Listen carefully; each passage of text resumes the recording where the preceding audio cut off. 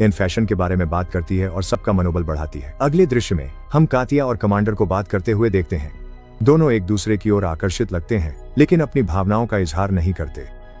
बाद में Sergei commander को बताता है कि वह बटालियन में ऑर्डरली की पोस्ट पर है और खुद को उसी रूप में परिचित कराता है। हालांकि फिर वह लड़का देखता है कि सैनिकों में से एक की चौकी हमले में नष्ट हो गई है।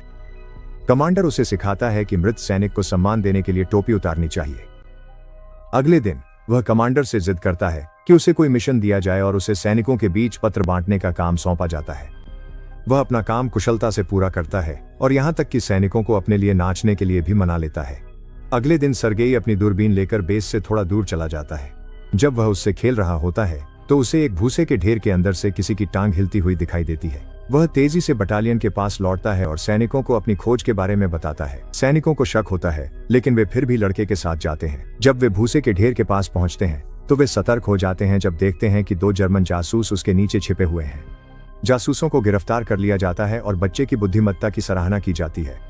उस रात कमांडर सर्गेई को उसके गोद लेने के कानूनी कागजात दिखाता है।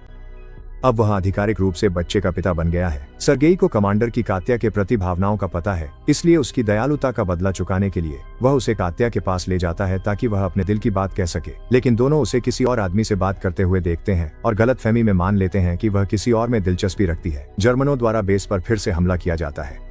इस बार सर्गेई अपनी पूरी ताकत से सैनिकों की मदद करता है। अग्रिम मोर्चे पर सैनिकों को गोला बारूद पहुंचाता है, लेकिन वहां के सैनिक उसे आदेश देते हैं कि वह वापस शेड में चला जाए क्योंकि बाहर बहुत खतरा है।